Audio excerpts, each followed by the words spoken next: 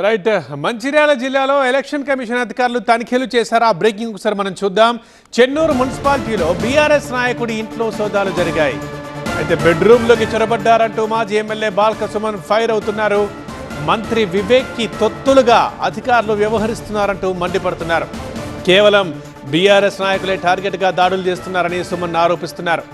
MLA camp ఆఫీసులో కాంగ్రెస్ నేతల ఇళ్లలో మరెందుకు సోదాలు చేయలేదు అంటూ ప్రశ్నించారు బాల్క సుమన్.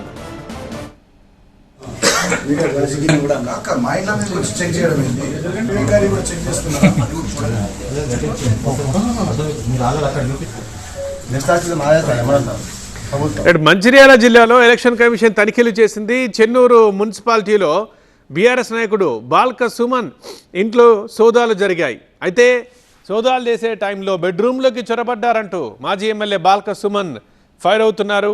అండ్ అధికారులపై విమర్శల వర్షం కురిపిస్తున్నారు. మంత్రి వివేక్కి తొత్తులుగా అధికారులు వ్యవహరిస్తున్నారు.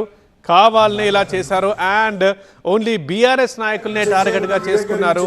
సో ఆ క్రమంలో బీఆర్ఎస్ నాయకుల ఇళ్లపైన, వారి ఆఫీసులపైన, వారిపైన దాడులు చేస్తున్నారంటూ సుమన్ ఆరోపిస్తున్నారు. మరి ఎమ్మెల్యే క్యాంప్ ఆఫీసులో అలాగే కాంగ్రెస్ నేతల ఇళ్లలో ఎందుకు సోదాలు చేయట్లేదు? సో ఖచ్చితంగా ఇది బీఆర్ఎస్ ని టార్గెట్ చేస్తున్న సోదాలే. బెడ్రూమ్లోకి చొరబడ్డారు. మంత్రి వివేక్ కి తొత్తుల్లా వ్యవహరిస్తున్నారంటూ బాల్క సుమన్ ఆరోపిస్తున్నారు.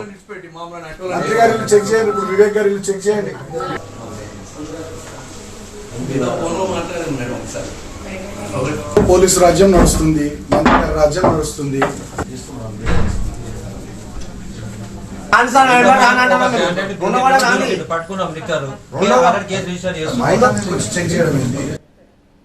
ఇవాళ కూడా చెన్నూరు పట్టణంలో జగన్నాథ్ లాడ్జ్, కాంగ్రెస్ పార్టీ నాయకులకు సంబంధించిన లాడ్జ్లో 100 మంది ఇతర గ్రామాల నుంచి వచ్చిన కాంగ్రెస్ పార్టీ వాళ్ళు ఉన్నారు. డబ్బులు ఉన్నాయి. మంత్రి గారి క్యాంప్ కార్యాలయంలో కూడా డబ్బులు ఉన్నాయి. అక్కడి నుంచే మంత్రి పిఏ రమణారావు డబ్బులు పంచుతా ఉన్నాడు. రాయల్ స్టాక్ ఫుల్ బాటిల్లు కాటన్లు పంపిస్తూ ఉన్నాడు. అవి అధికారులకు కనబడతలేవు. ఎన్నిసార్లు కంప్లైంట్లు ఇచ్చినా, ఎన్నిసార్లు మా వాళ్ళు విజ్ఞప్తులు చేసినా అధికారులు వాళ్ళని పట్టించుకుంటలేరు. కేవలం మేము ప్రచారం ముగించుకొని మా లీగల్ సెల్ నాయకులు మల్లేశం గౌడ్ గారి ఆహ్వానం మేరకు టీ తాగడానికి ఇక్కడికి వచ్చి కొద్దిసేపు ప్రొద్దు నుంచి తిరుగుతూ ఉన్నాం. రామకృష్ణాపూర్, చెన్నూరు కొద్దిసేపు ఇక్కడ రెస్ట్ తీసుకుంటుంటే వచ్చి ఇక్కడ రైడ్ చేసి ఇల్లు వెతకడం, అదేవిధంగా మొత్తం బెడ్లు వెతకడం, అన్నీ వెతకడం, మొత్తం అన్నీ వెతికి ఏం దొరకలేదు, ఏం లేదు.